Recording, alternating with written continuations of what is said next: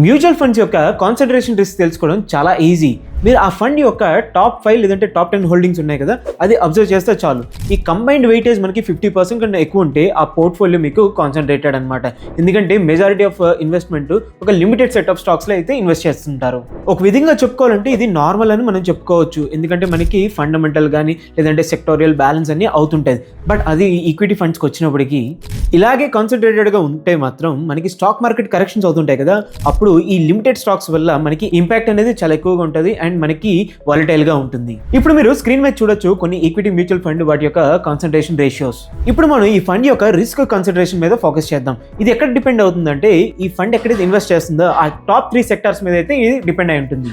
ఎందుకంటే మనకి ఎక్కువ కాన్సన్ట్రేషన్ ఈ టాప్ 3 సెక్టార్స్ మీద ఉందనుకోండి, మనకి డిక్రీజ్ అయ్యే రిస్క్ చాలా ఎక్కువ ఉంటుంది. ఎందుకంటే మార్కెట్ ఒకవేళ రివర్స్ తిరిగితే ఈ సెక్టార్స్ పెర్ఫామ్ చేయకపోతే మాత్రం ఇది మనకి ఫండ్ మీద చాలా ఇంపాక్ట్ చూపిస్తుంది. అండ్ ఎస్, సెక్టార్ కాన్సన్ట్రేషన్ కూడా మనకి బెనిఫిషియల్. ఎప్పుడైతే మనకి మార్కెట్ మంచి మూవ్మెంట్ ఉంటే మాత్రం ఇది మంచి బెనిఫిషియల్గా ఉంటుంది. బట్ మార్కెట్ మంచి మూవ్మెంట్ తీసుకోకపోతే మాత్రం ఇది చాలా రిస్కీ ఫ్యాక్టర్. సో అందుకే ఈ సెక్టార్స్ ఏమైనా బాగా పెర్ఫామ్ చేయకపోతే మాత్రం వాలటాలిటీ మాత్రం బాగా పెరిగిపోతుంది. ఇక్కడ మీరు స్క్రీన్ మీద ఎగ్జాంపుల్ చూడొచ్చు టాప్ 3 సెక్టార్స్లో వాళ్ళ యొక్క కాన్సన్ట్రేషన్. సో ఒకటి గుర్తుపెట్టుకోండి, ఇలాగ కాన్సన్ట్రేటెడ్ సెక్టార్స్ ఉంటే మనకి హైయర్ రిటర్న్స్ వస్తాయి, అలాగే హైయర్ వాలటాలిటీ కూడా ఉంటుంది. సో అందుకే మీ పోర్ట్ఫోలియోలో వీటిని బ్యాలెన్స్ చేయడం అనేది చాలా ఇంపార్టెంట్, సో దట్ మీకు వాలటాలిటీ అనేది తక్కువగా ఉంటుందన్నమాట. సో ఈ వీడియో మీకు ఇన్ఫర్మేటివ్ అనిపించింది అనుకుంటున్నాను. అలాగే నచ్చితే లైక్ చేయండి, అలాగే వీడియోని మీ ఫ్రెండ్స్ అండ్ ఫ్యామిలీతో షేర్ చేసేయండి.